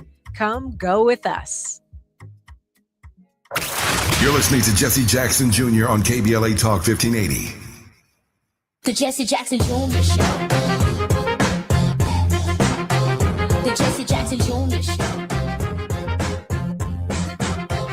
The Jesse Jackson Jr. Show. The Jesse Jackson Jr. Show. King Volley, drop the beat. Come on and talk with me. Come on and listen to the me. Come on and talk with me. Come on and listen to the me. KBLA Talk 1580. Download the app. On KBLA Talk 1580, I'm Jesse Jackson Jr., our very special guest in this hour, the World House, with none other than Dr. Johnny Mack. Johnny Mack's research includes extensive study of Dr. King. He focuses on the triple evils of poverty, racism, and militarism, with a revolution of values that is effected through peaceable power. A revolution of values. Johnny, welcome forward to the Jesse Jackson Jr. Show. Thank you, Jesse. Good to be here. Johnny, we're looking at this Buddhist tradition of value revolution. Mm-hmm. This is different than the way some of us as activists have been taught and trained. We do like the things we wear. Man, it's cold up here in Chicago. Not today, but usually. And so Dr. King also said that while he is obviously fighting the poverty, racism, and militarism, he, like Thomas Jefferson, was also a materialist. You've never seen Dr. King not clean shaven in a nice suit and looking sharp as he could be, even at the hour of his tragic murder and assassination. Dr. King was still excellent and at his best.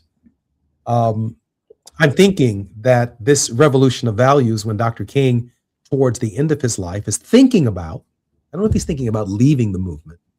I think he's thinking about moving into the classroom, about being a professor of the scholastic space. We can only imagine what he would have produced had he been in that environment for another decade or two of his very young and wonderful but tragically ended life. But Dr. King was, I think, really, really intent on this idea that the internal struggle, if you will, the chi, was as important as the external struggle to condemn injustice, to condemn violence, but that he had internalized it as well. Johnny? Yeah.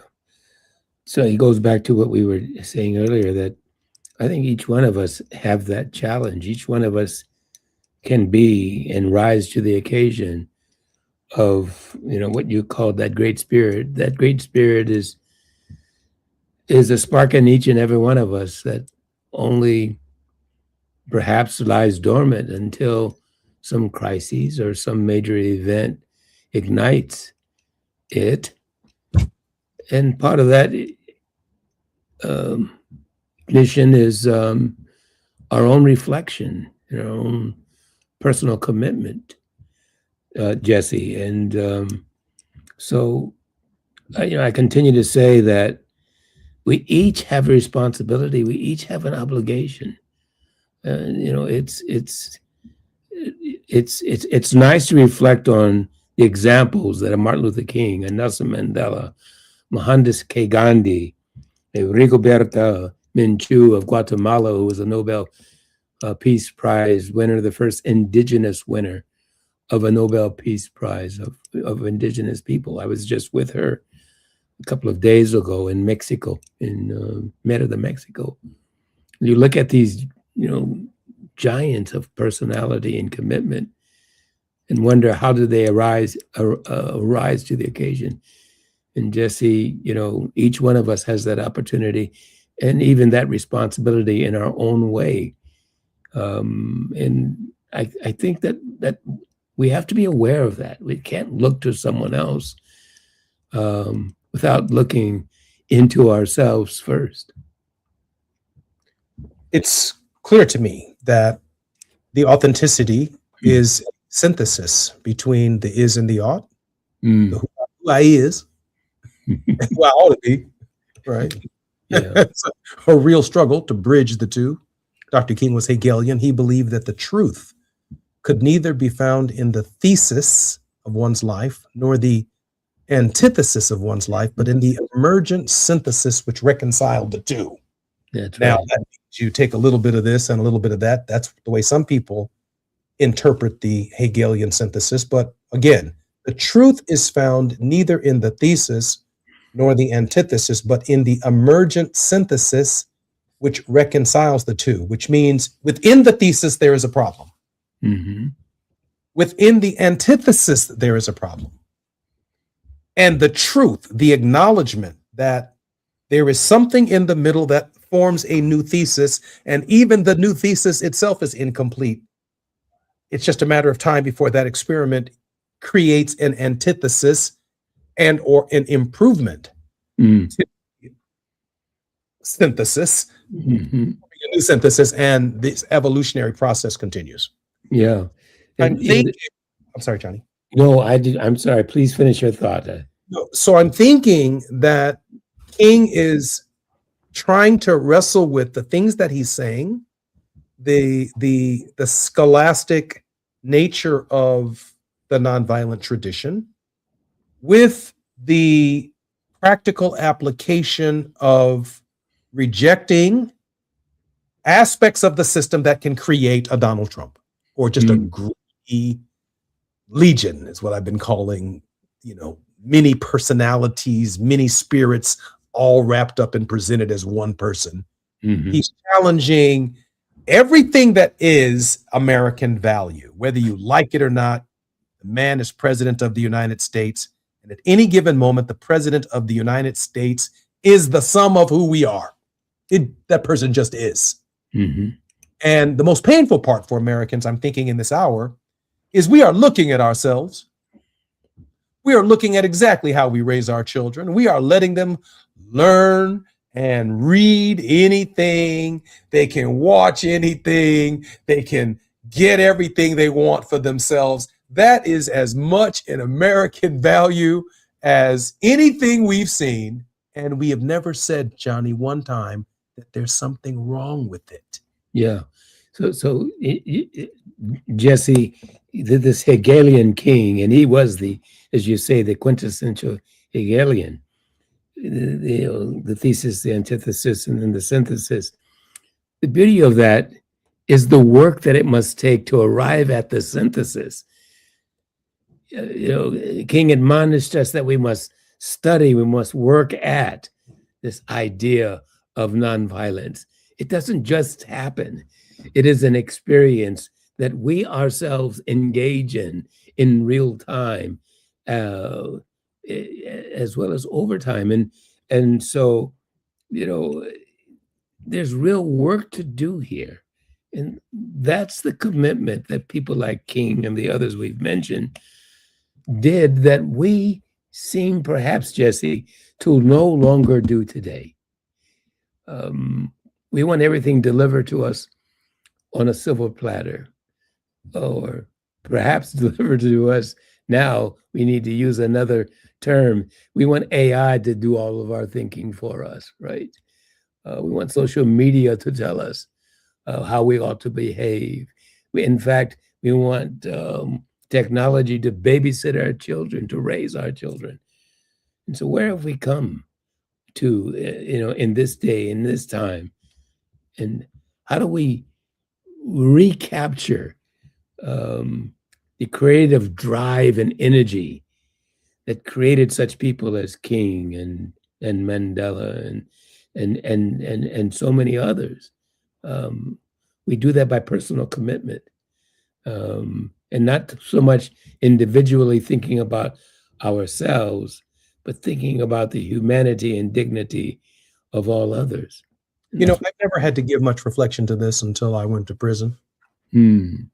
I didn't see my trajectory as being anything different than any other American who wanted to be known for what they were doing. They wanted to be maybe a public service, maybe they wanted to be a politician.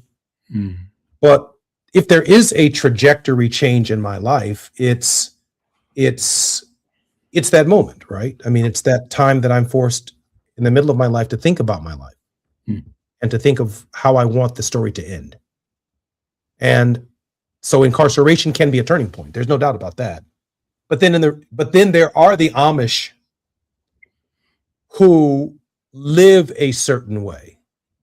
Now, I'm not completely in agreement with the way the Amish live. I mean, I think that living in the 17th century is it's a little hard for me to fathom. I think the tradition of African Americans has forced us out of any relationship with the idea of the 17th century. I know that our time is running near. I'm Jesse Jackson Jr., listening to the Jesse Jackson Jr. Show. More with Dr. Johnny Mack when we come forward on KBLA Talk 1580. While you're stuck in traffic, we can at least bring you up to speed on the news of the day. You're listening to Jesse Jackson Jr. only on KBLA Talk 1580.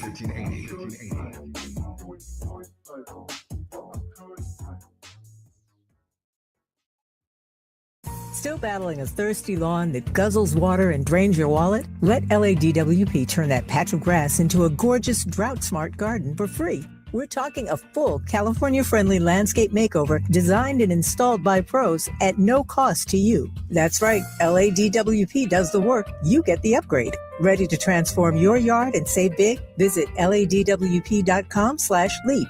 That's LADWP.com/LEAP. This is the story of the one. As the purchasing manager at a manufacturing plant, she knows the only thing more important than having the right safety gear is having it there when you need it. That's why she partners with Grainger for auto reordering, so her team members can count on her to have cut-resistant gloves on hand, and each shift can run safely and efficiently. Call 1-800-GRAINGER, click Grainger.com, or just stop by. Grainger, for the ones who get it done. As a mom, comforting my family is what I do best. Vicks Vapor Stick provides soothing, non-medicated Vicks vapors in an easy-to-apply stick, and it dries fast, so there's no mess. I use it to comfort myself and my family. Thanks, Mom. Vicks VapoStick, soothing comfort for the whole family. And try Vicks Vapo Shower Max for steamy Vicks vapors when you need more comfort for yourself. Use as directed. I love a day on the water with friends, but my moderate to severe plaque psoriasis sometimes holds me back. Now I'm all in with clearer skin thanks to Skyrizi. Risankizumab Riza, a prescription-only 150 milligram injection for adults who are candidates for systemic or phototherapy. Teaching music is my passion, but my active psoriatic arthritis can limit me at times. Now I'm treating my joint symptoms with Skyrizi. With Skyrizi, most people with plaque psoriasis saw 90% clearer skin at 4 months. Or if you are an adult with active psoriatic arthritis, Skyrizi helps you move with less joint pain, stiffness, swelling, and fatigue. Don't use if allergic to Skyrizi. Serious allergic reactions, increased infections, or lower ability to fight them may occur. Before treatment, get checked for infections and tuberculosis. Tell your doctor about any flu-like symptoms or vaccines. There's nothing like clearer skin. There's nothing like better movement, and that means everything. Ask your doctor about Skyrizi. Visit Skyrizi.com or call 1-866-SKY-RIZI to learn more. Hear that? That's the sound of your life. Perfectly imperfect. Beating in rhythm to the world you've created. But every time you drive after drinking, music gets drowned out. Your life sounds pretty great. Don't let a buzz ruin it. Buzz driving is drunk driving. Don't drive buzzed. A message from NHTSA and the Ad Council. KBLA Talk 1580. We've got a lot to talk about. Imagine a Los Angeles where everyone can thrive, where communities have access to the resources they need to succeed. That's the vision of Detours Mentoring Group, Inc. They're dedicated to improving life in LA County by providing educational support, employment assistance, and spaces for community engagement. By 2050, they want LA to be the best place to connect, create, learn, live, and play. They're working toward an education system that's well-resourced and culturally responsive, becoming a hub for artists and innovators, and making sure everyone has access to healthy food, quality healthcare, and safe housing. It's about building a future where we all have the chance to succeed. We invite you to learn more about their mission and get involved with Detours Mentoring Group, Inc. This is a community call to action from KBLA Talk 1580. Not everything announces itself. Some things simply arrive, and the room is compelled to adjust. This is grooming without apology, without noise, without compromise. Gods and money, organic formulations, clean precision, crafted for skin that does not ask for permission to be felt. Element Cream, a rare hydration layered like an oud at dusk, measured, enduring, unmistakably masculine, moisturizing oil, a quiet revolution, restoring what stress, climate, and time attempts to claim. This is not skincare. It is composure made visible. It is inevitability. Gods and money exist impeccably. Discover the ritual at godsandmoney.com. That's Gods and Money, MONY.com. Now back to more of Jesse Jackson Jr. on KBLA Talk 1580. The Jesse Jackson Jr. Show. The Jesse Jackson Jr. Show. The Jesse Jackson Jr. Show. The Jesse Jackson Jr. Show. King Folly drops the beat. Come on and talk with me. Come on and listen to me. Come on and talk with me. Come on and listen to me. KBLA Talk 1580. I'm Jesse Jackson Jr. You've been listening to The World House on the Jesse Jackson Jr. Show on KBLA Talk 1580. Our very special regular contributor is none other than Dr. Johnny Mack. Johnny, welcome forward to the Jesse Jackson Jr. Show. Thank you, Jesse, very much. Good to be here. Johnny, before we have our final reflection and thought, can you share with us how we can support your work? Thank you very much for asking. The World House Project, of course, is our organization. It's the World House Project, Inc.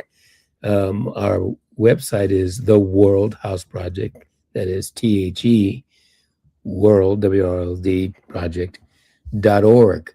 There you can find out about our work, and you can donate to our work at our website, theworldhouseproject.org.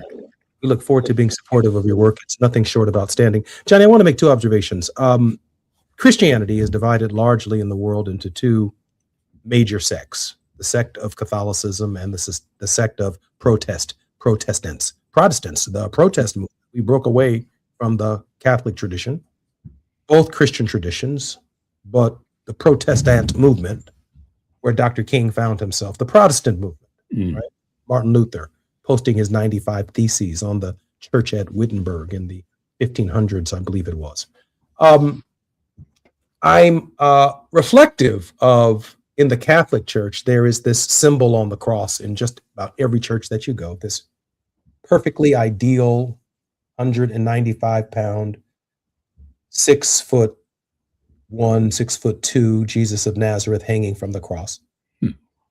And there is this Michelangelo and Buonarroti impression of who Jesus was in their tradition, and many have genuflected before that arrangement.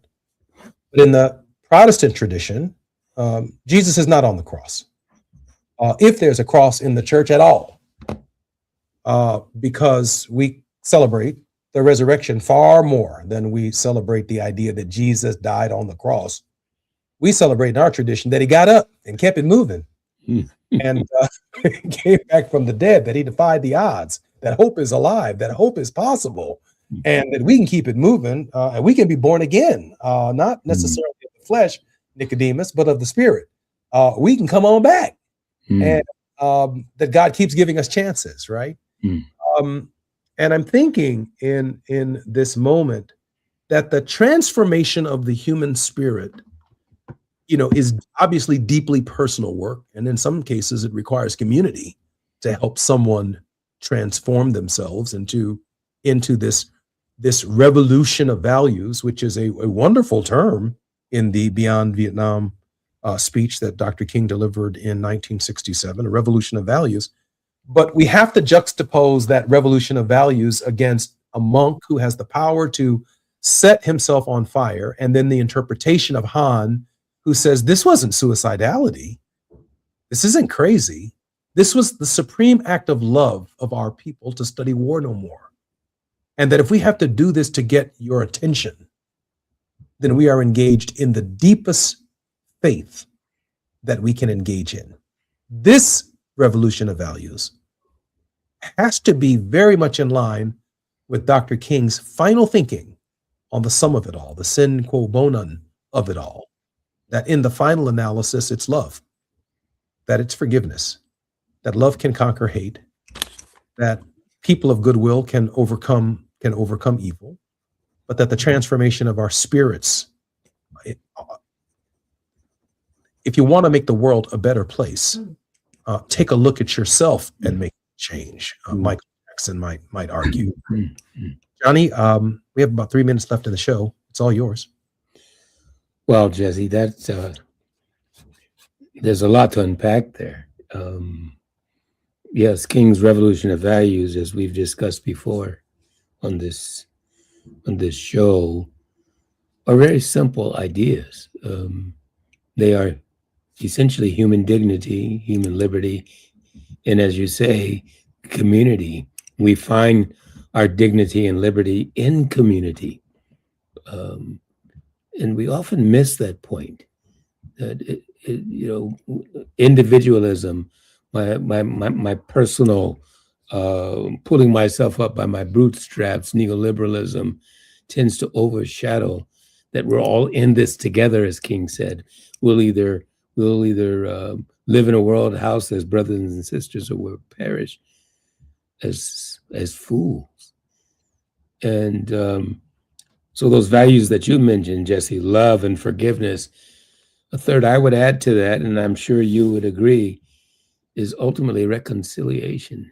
You know, it's one thing to say we love, but that manifests in how we reconcile with each other, individually and collectively.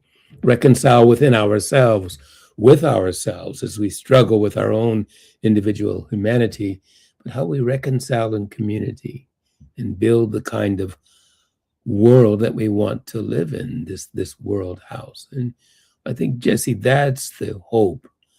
That's the message of hope, that we have to keep, as your dad says, hope alive. And that life is the life that we live individually and collectively. That is the hope. And we collectively must keep it alive in community.